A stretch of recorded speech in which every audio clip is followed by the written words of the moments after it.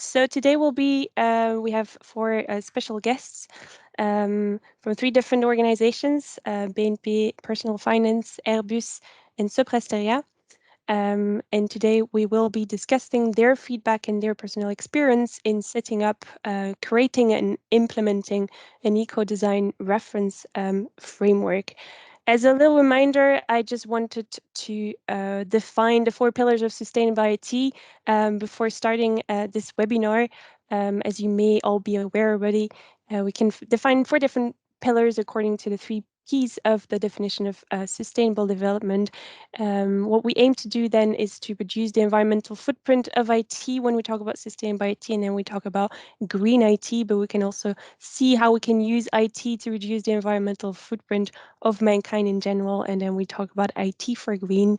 On a social aspect, we can make the same parallel, and then we talk about human IT, where we try and make our IT services as ethical and accessible and inclusive for everyone, but we also look at how IT and how we can put IT at the service of people.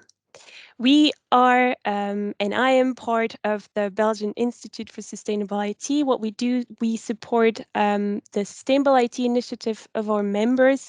And by doing that, we do and take a lot of actions, including sharing knowledge and expertise, which is exactly what we're doing today. And that's why we often organize webinars, which are free and accessible for everyone. And therefore, and for that, we'll have to thank our 80 members present in Belgium that make that possible.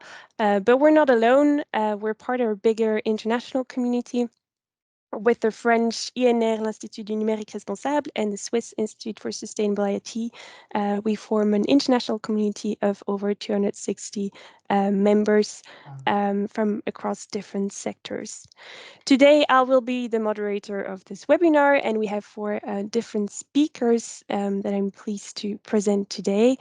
First of all, we have Carole Elgoyen and Jérôme Barré from BNP Paribas Personal Finance, and we have Laurie Servet from Airbus and Florent Brodziak, from SopraSteria.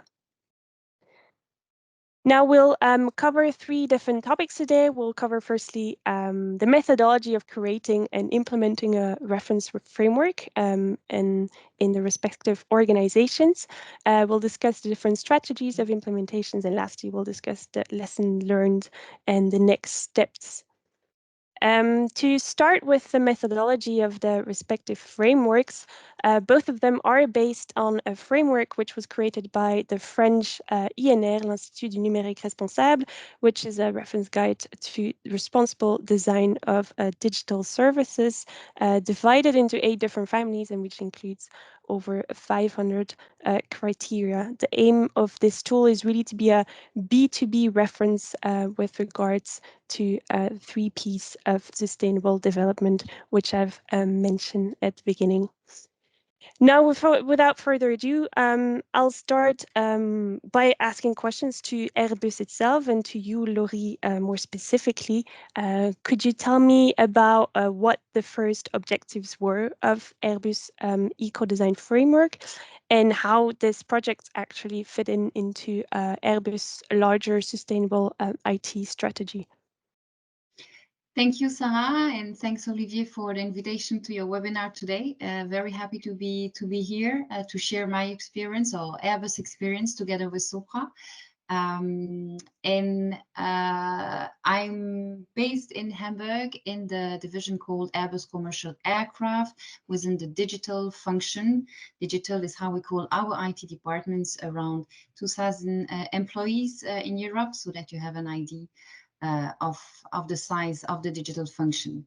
So for us, it all started in 2019, where we decided to have a sustainable IT part of the digital roadmap and the digital strategy with a long-term vision of sustainability by design, as we had already security by design in the digital strategy.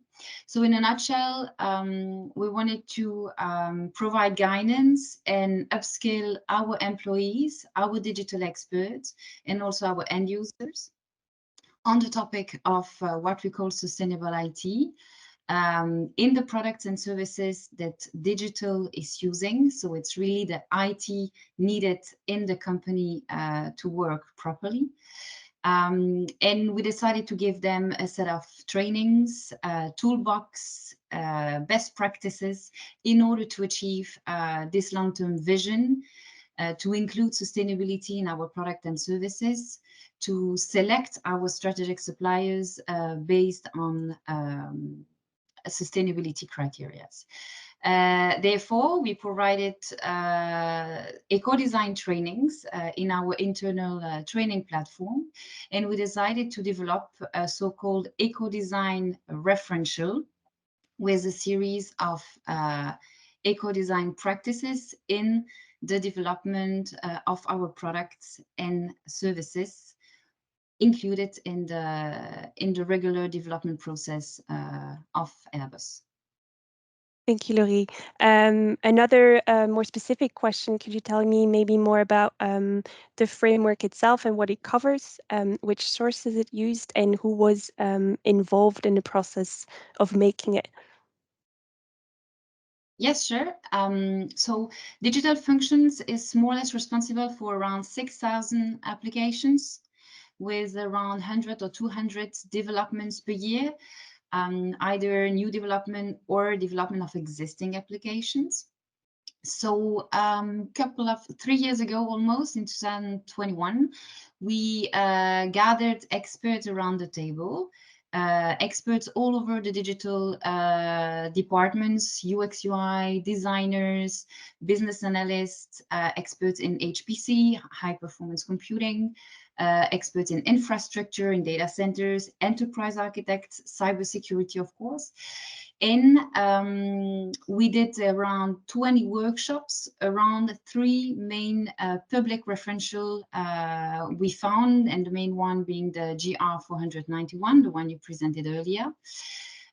We also took into account the RGESN, the French eco-design referential from the French ministry, and a set of best practice and recommendations from an NGO called SDIA, Sustainable Digital Infrastructure Alliance.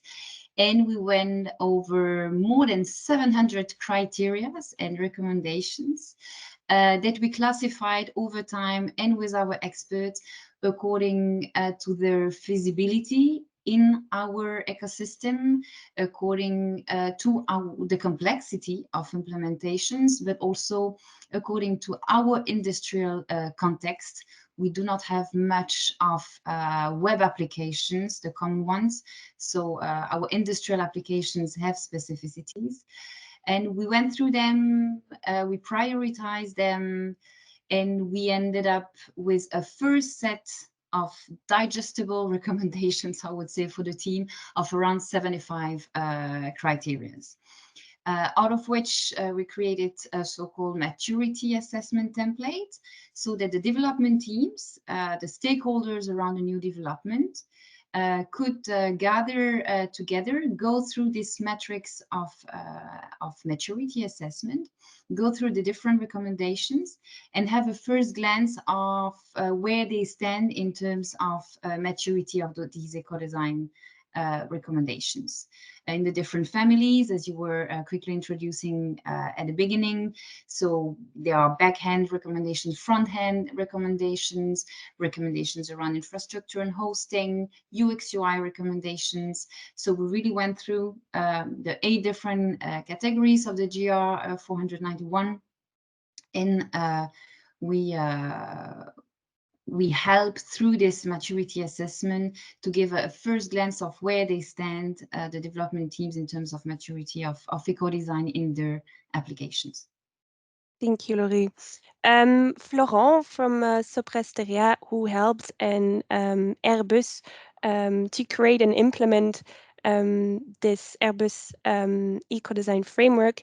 Florent, could you perhaps tell us a bit more about how this framework was specifically created to meet Airbus's operating and specific operating model? Yeah. As you can see, we we go through a lot of eco-design referential on top of your one from the institute, the Sustainability Institute.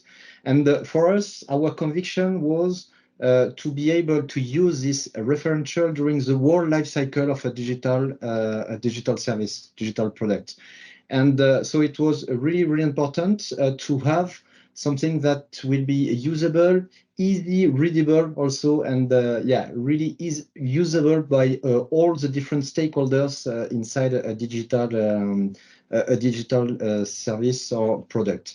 And for us, so it was really important. So we decided to put and to take in account a different framework, a different way of working inside the companies, as a waterfall project, consider safe and agile, so agile at scale project also. And it was really important to complete some information because as you can see, we can see several different referentials. So it was important to put all of them at the same level with the same level of information in the Airbus one. So we had to complete, to add some different information to allow also all the different stakeholders, all the different actors of the digital services to be able to have different angle of approach to address this referential. It was really key for us. So we added some information regarding efficiency of recommendation and also different level of prioritization, because we know that all the different projects or teams won't have unlimited budget to take in account all these recommendations. So it was also key to give them the opportunity to prioritize and to select maybe the most important one regarding their activities, role, or maybe the goal, the objective they want to reach with this sustainability approach or eco-design approach. So it was really key to add this complement information. Thank and you. the idea was also by adding a dashboard, for example, to help them to have a synthesized, summarized view about all their results as part of an assessment, for example. Okay, thank you, Florent. I'll give the word now to BNP Paribas Personal Finance, and I'll ask the same question to Carole and ask you how the decision to create an eco-design framework came about at BNP, and what were the first objectives into creating this framework. Thank you. Thank you for this question. Thank you for having us as well and to present what we've done over the last year and a half. Basically, just to explain a little bit the context, personal finance, also called Alpha Credit in Benelux, is providing financial services for end customer to be able to achieve their project. So buy a washing machine, do work on their house. And they want to do it anytime, so it's leveraging heavily on IT so that this service can be provided within your mobile or on laptop. And for this reason, within personal finance overall, we have each of the countries providing those services: Benelux, Italy, France, Portugal, Spain, for the main ones, a front-hand IT that is quite independent, working really at the service of their local business. And on the back end for our infrastructure, it's mainly owned by the group BNP, who has a cloud that is hosting the back end. I'm explaining this to explain why we had to create this framework in terms of eco-design, what was the challenge, and why we decided to start with this topic. The program in itself, carrying this framework, is called Positive IT, and it's held at corporate level, but it is providing sustainable IT initiative that our countries can implement, but they must decide to implement it. And eco-design is one of these topics. The reason we decided to start this framework is because the program has been launched in 2020, actually, And in 2022, we realized that there was mainly corporate people involved, but not much involvement from our countries. As you can understand, they are quite independent for their front end, and the back end is at the group level. So we needed to find a way to transform the culture still of the whole company, change our process and tools, to bring sustainability at the end of everyone within the organization that holds the mouse, and so they can understand they've got power to act, while working with an organization of our IT that is quite distributed with responsibility spread over several countries. Creating this framework was a way to really bring sustainability in the end of everybody in their day-to-day job, and not just IT, but also the business. We decided to focus from 2022 on that specific target of having all our applications that were going to move to the group cloud eco-design. And we started by saying this to all our countries, saying who would like to join us to reach that target. So we began with the target, and then one country raised their hand. It was Benelux, and we said, brilliant, we are going to start with you.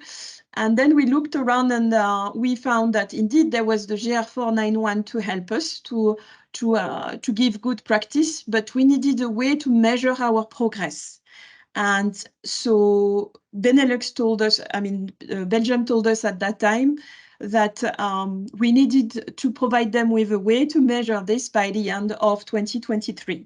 So this is the way we started, actually. We started more with an objective, and we built the means to achieve that objective with the roadmap that you see on the page. The point really was that with this target, because eco-design, the end result, really for 60% of the end result, it's based on the decision of the business with the support of IT. So by selecting this target, it meant we could also onboard the business into this objective and bring them on board of this transformation. And the other reason of selecting this target was that, as I mentioned, we were doing a big move to cloud program for all our countries. They needed to shift their application to our group cloud. So they were going to review their application. So it was the perfect timing also to deploy eco-design, best practice guidelines, tools, etc. And the third reason was that we are also all moving to agile at scale ways of working and organization in each country. So it meant we had, instead of having an organization where the business was giving us some specification and we had to deploy and to build the solution, we were early on in the design process, sitting side by side with the business to be able to become the proper advisor of the business to make the right decision. So that's why we decided to select eco-design as our key objective starting at the end of 2022, and we built it all over 2023 to have a framework to measure the maturity level of the design of our eco-design implementation within each squad, each country.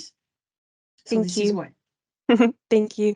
Jérôme, I'll get to you now. Could you perhaps tell us more about exactly what the framework covers? And I'll ask the same question as I asked to Airbus, which sources you used and who was involved in the creation of this reference framework. Thank you, Sarah. Nice to be with you today, and thank you, Olivier, for this invitation. To answer to the question, we can say that the main source of the 34 criteria of our framework was the GR 491 referential of the ISIT in France. Why? Because we wanted to cover all the profession of the squad involving in our customer journey definition, ranging from business, product owner, architect, UX, UI, developer, until the infrastructure hosting with our IT group. And for the team, for the design of this framework, we have working for more than 1 year with a selection of 12 or 14 experts, internal experts, for each of these professions, and also with external stakeholders, which is very important to have the help of this external stakeholder. We're working with Infogreen Factory in France to design the framework, and also One Point to design our training plan, because we decided to put in place also with the framework a training plan to train all our collaborators on this eco-design framework. Okay, thank you. Now I have one more question for Carole. If you could quickly also specify BNP's specific approach with regards to its approach to really implement or involve everyone on a European level, on all European teams at the very start of the creation of this framework. Could you elaborate on why you did this very shortly? Sure. The idea was to really build the framework and the training in a collective manner. Why? Because first of all, well, we feel that we have a better result when you leverage on collective intelligence, especially when you've got a wide range of experts. You may as well ask them to look at those criteria and see how they can be implemented and really be at the origin of the design of the framework in itself. The second reason we wanted to leverage on a group of experts, as you can see on the little picture coming from several countries, was to have a pragmatic framework. We wanted the framework, as you can see on the right, is detailing indeed a criteria, but when you should implement it, who is involved, what kind of impact you can expect. And for each of those criteria, we measured, do we have actually a guideline that we provide to the teams? And do we have a process, an internal process or tools to put it in place? And what would be the key KPI we would like to reach? So to make sure that the KPI even are achievable and the means of action are there, we wanted to work with the countries to make sure that they had access to those process, those tools. It's as much a measurement of the squad maturity than it is a measurement of our level of maturity as an organization to make it feasible for them to achieve that target. So really, that's why, and we decided to do also it in an iterative manner. So we involved them and we did the first pilot, including a pilot of the training. And we are going to do a V2 based on the feedback that we had on the V1 before we deploy it. And every time we do this, we collect feedback from the ground to see, okay, is it practical? Is it feasible? Because we want it to be part of their day-to-day in the future. We don't want it to be something that's coming on top. Okay, thank you, Laurie. And now let's move on. We've already actually started to address the strategy of implementation, but I'll get back to Airbus more specifically. Now, contrary to BNP, who really used country pilots as you were mentioning, Carole, Airbus did it differently, and you did it by use cases instead as part of your strategy. Laurie, could you perhaps elaborate on why you were using this strategy? And elaborate more on this. Yeah, sorry, I've already mentioned that. Yes, for sure. And I think it's very interesting questions, because you will find referentials publicly available, and then you have to know your organizations to approach it the best, or to implement it the best, fitting into your organizations. And Airbus in the digital function or in the IT department is organized, for instance, differently than BNP Paribas Personal Finance is. So we are organized in an international way. Our teams, it's 10, I would say 10 main departments in IT. You will find the usual suspects: cybersecurity, infrastructure, workplace. We have a lot of departments working on the industrial applications for our business. And so our teams sit all over Europe. And for Airbus commercial aircraft, We have 2 other business units in the group, Defense and Space and Helicopters. They have dedicated IT departments and other ways of working, I would say. So important is really to know your organizations to better implement it according to what fits best to your way of working. So for us, the easiest way was then to focus on an application or on a development. So early 2023, as we were ready to display and disclose the referential customized for Airbus, we went for a call for volunteer because we wanted to pilot with motivated people on this new referential and this new way of working. And we picked up 25 new developments. In parallel, we also, in agreement with our top management, decided that this pilot would be measured over the months and be part of the strategy and objectives of the team over the years, so that we had the necessary sponsorship, I would say, for the extra motivation miles on these motivated teams already. So 25 developments, trying to find their way around this maturity assessment we developed, I mentioned earlier. And at the end of the year, I must say that we achieved to finish the maturity assessment of 16 applications development only and not 25. Because that was very new, because you have the culture change on top. It's a new activity that the teams are not used to.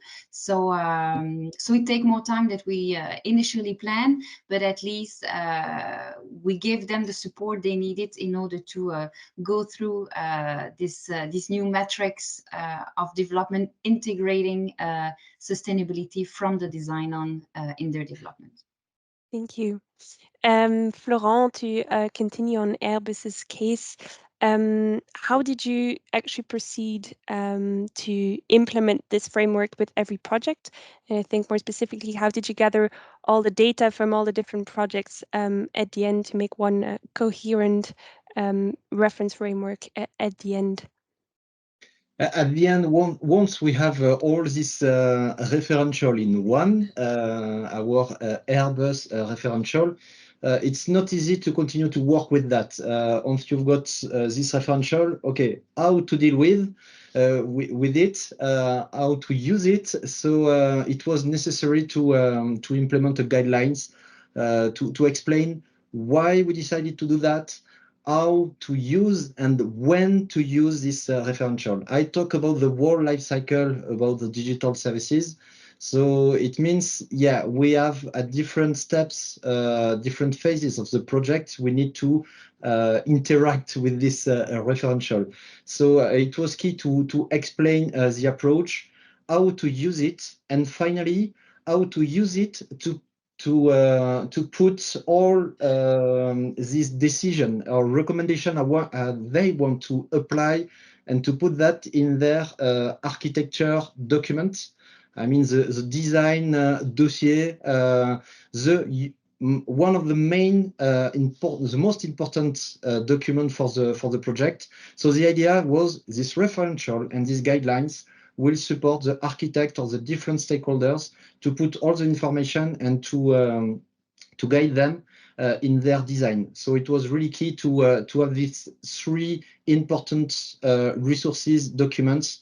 So the guidelines, the referential, and a template. We designed a template for the design dossier, in fact, where to include this kind of reflection and the driver for this eco-design approach. So it was really key. And after that, yeah, it was necessary also to communicate. So we did a lot of, and we continue to organize some dedicated session to explain all this approach, how to use it, when we need to start to use this referential and the different gateways, the different gates during the development phase to integrate and to use this all this information. Thank you, Florent. Thank you for the answers. I'll get back to BNP now and ask the same question regarding the deployment strategy. Question for both of you, Carole and Jérôme. What were the key levers at BNP for an effective and obviously a successful implementation of this framework? I think you can maybe show the yes. Thank you. As you can see, this kind of flower, the idea was really to implement sustainable IT by design. So as you can see, there's a little bubble on the left with the framework, but it's part of several bricks that were launched at the same time. In particular, the CODIR training. At the very same time, we said, hey, we would like to launch eco-design. We initiated a wave of acculturation of all our CODIR at corp level and within each country. By this, I mean 3 to 4.5 hours with actually ISIT Belgium. We asked to package a training of 3.5 to 4 hours of training for the CODIR, so they will understand why we want to do this, what is the impact, and where are the key areas where we need to focus. Why did we do this? Because it's good to train the whole population, but if they come back with ideas, suggestions, and quite often it's going to be new ideas, so a bit of innovation maybe. They must need to understand it, otherwise it will be blocked and you're just going to create frustration. So the very first thing we did was CODIR training acculturation, and we worked, of course, on the framework as mentioned, and just while we were finishing, even before finishing the framework, we started to work on the squad version of the training this time, and to try to make it as close to their day-to-day as possible, using the deliverables that already exist and embedding the criteria inside it. So for this, we work with all the corporate functions to see how can we take the referential, which is also an Excel document with some questions, but try to make the implementation of these criteria part of something that's already there. And in the training, that's what we have. We have, of course, acculturation as well, but we've got more a workshop approach where the developers get to practice what they practice, etc. And what the team asked us is also to put them in situation where they are, as a squad, discussing a feature and looking at this feature, asking themselves the question that are part of the criteria list. So they get a chance to collectively play at what will happen after when they'll go back to their desk. This links to operational insertion. To build that training, we, of course, had to draft what the implementation would be in our ecosystem. So we took the architecture deliverable and we made a mock-up one with the extra section. We looked at the development tools and the quality gates, and we checked which one were associated to sustainability. We looked at adding some more. So we really try to embed the criteria into the existing ecosystem, so the team wouldn't have to make an effort, except at one point to maybe do the checklist, but the checklist is very small part. It's really through their job that we try to do this operational insertion and reflect it in the training and link it to the measurement of the maturity level that is in the framework. And then there is the measurement. Yeah. So you can see that here there is an impact measurement bubble, and this bubble is very important, and it's very complicated too, because when we put in place eco-design in the conception of your application, after you have to measure and you have to give result of this eco-design. So in our side, there are two levels of measurement. One with the framework is the measurement of the maturity of eco-design implementation. And the other is our impact on the environment. So for the second, it is measuring at infrastructure level. In our case, our infrastructure is managed in the cloud by IT group. And we are obliged to work in parallel with them to be able to bring the measurement of carbon and cash footprint in the end of our squad. So they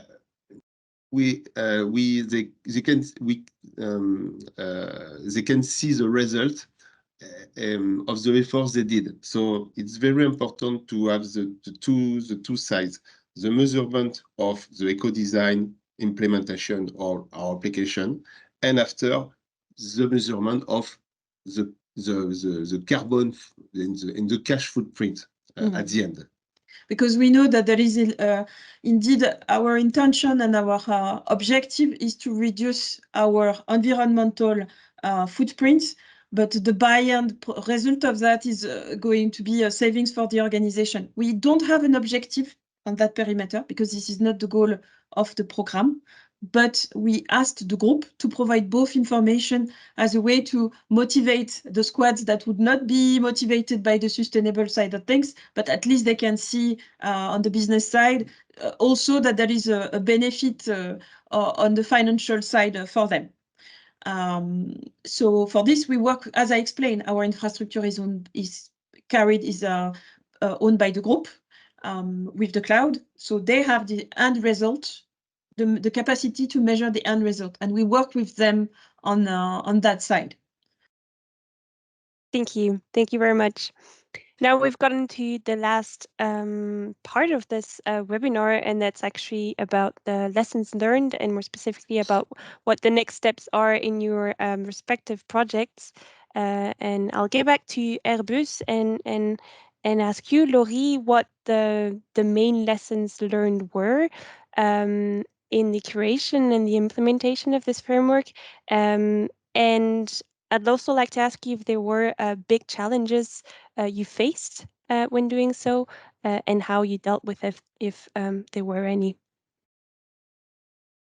Yes, many lessons learned and many challenges, and we keep learning on this because this is a journey, but a very, very interesting one.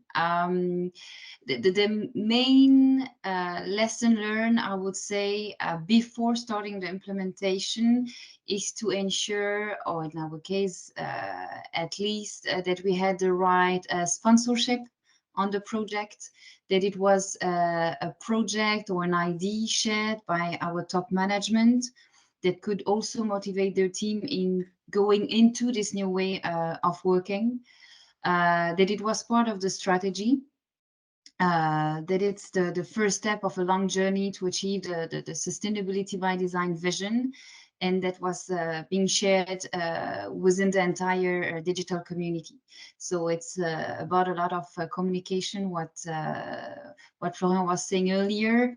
It's a culture change, it's a new habit, so it takes time, and sponsorship was one of the levers that helped us go through the implementation phase. The other lesson learned was beyond communication, was the training.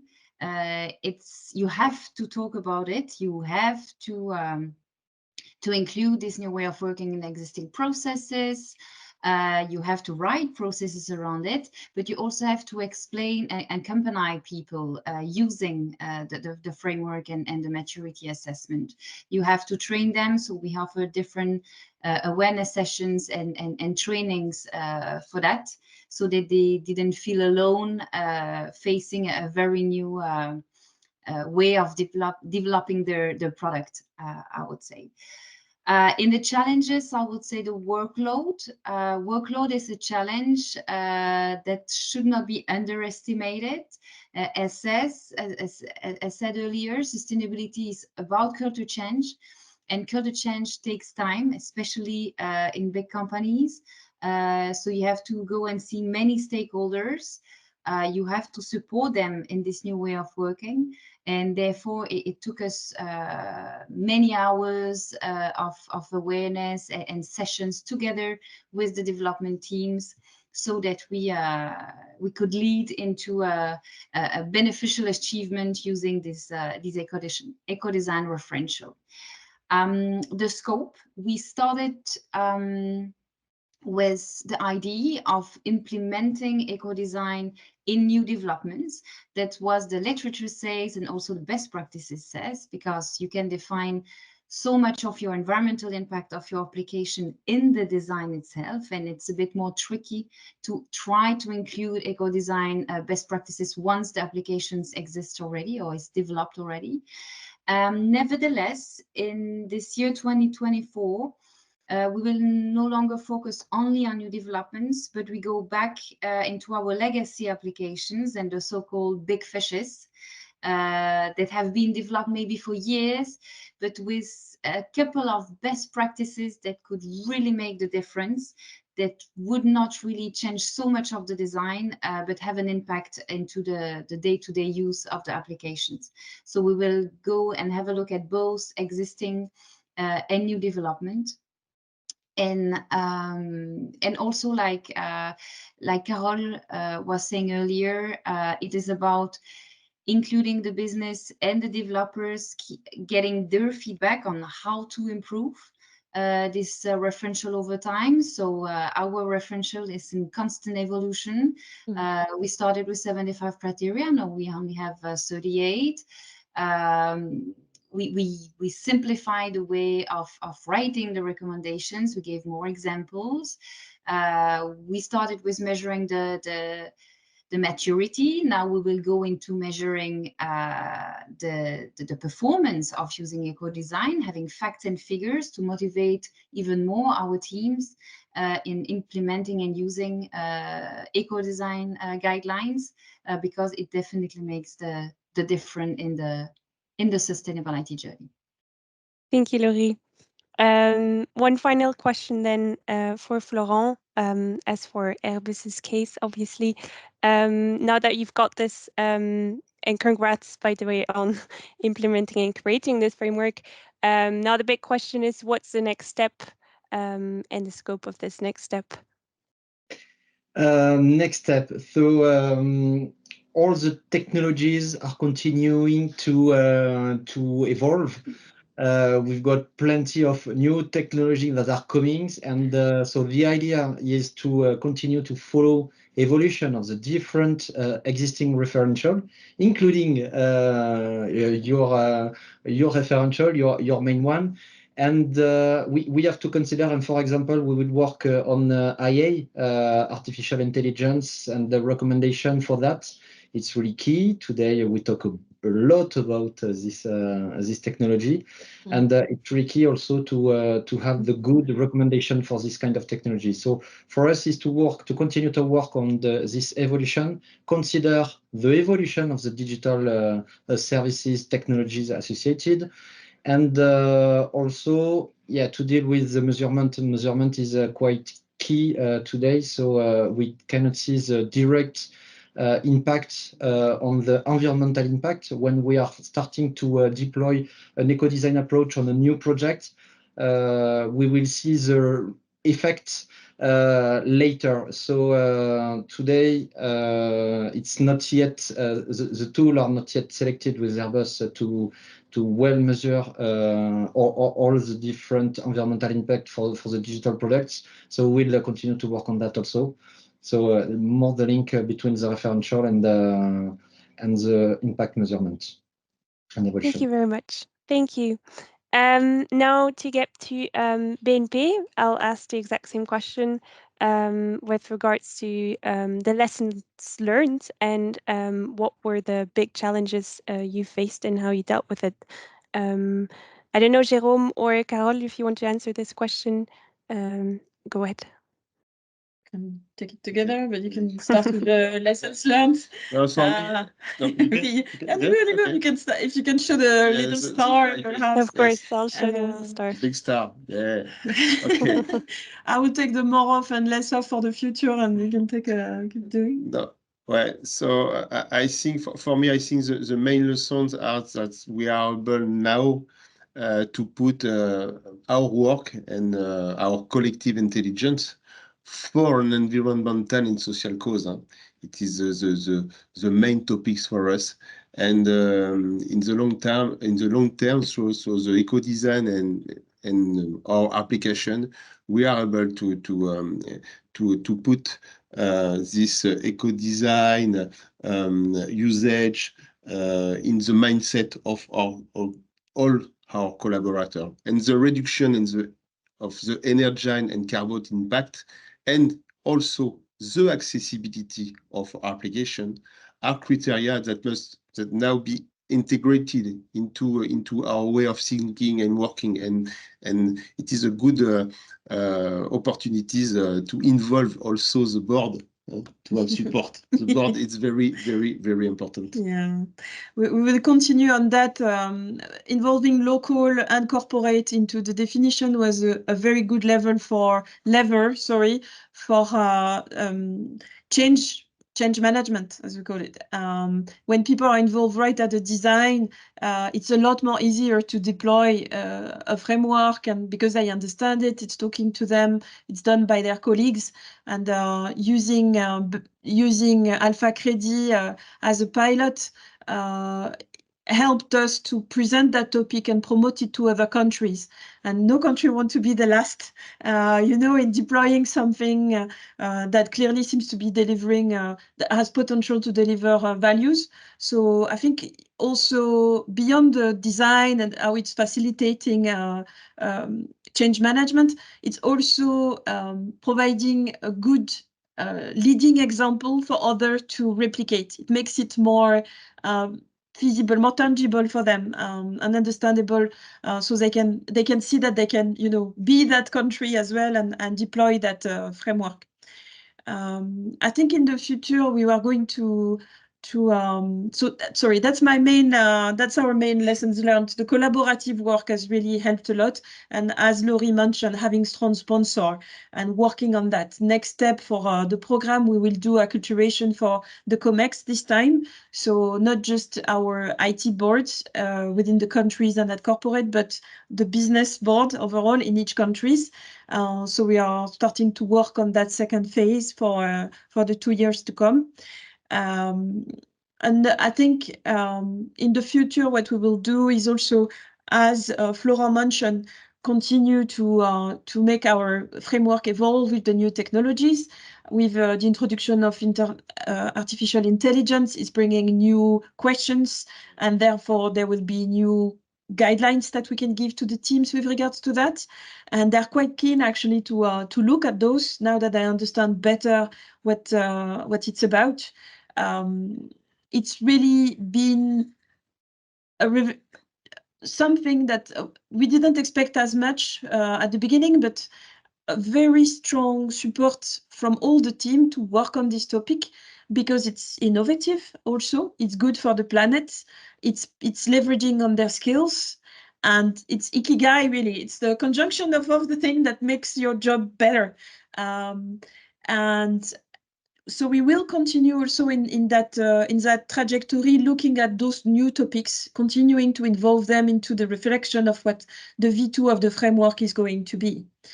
We will celebrate more also, because we were waiting for really the end to do that, and that's the feedback that they gave us. Please let's celebrate when we manage to achieve some steps.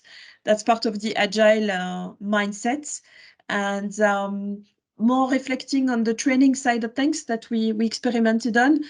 We will try to run a bit more interviews also with the people that we put into the training path, to manage also their expectation, understand a little bit more what they want, and confirm what we can or cannot deliver by the time the training is deployed.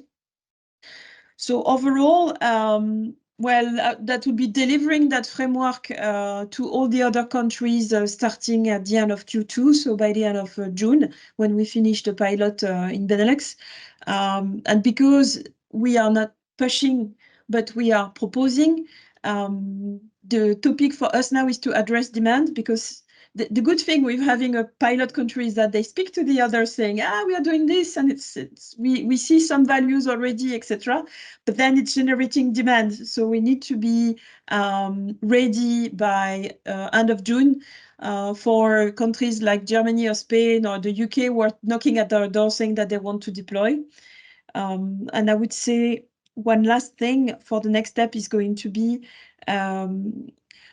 able to, as Jérôme was mentioning, continue to work with our group to be able to show the end result, bring into the end of each squad, okay, this is how much carbon footprint or water you consume with the space you use on our infrastructure, and this is how it fluctuates depending on what you've done in terms of eco-design. So this is what we aim for, and our groups just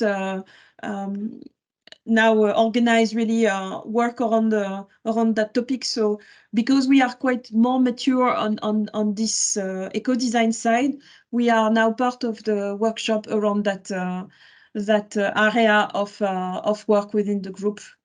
So this is what we're planning to do for 2024 and deploy and continue to build.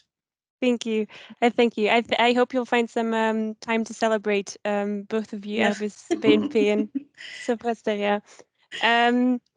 Thank you, all of you, and congratulations on the work you have done so far. And we wish you all the luck for the future and next steps that are waiting ahead.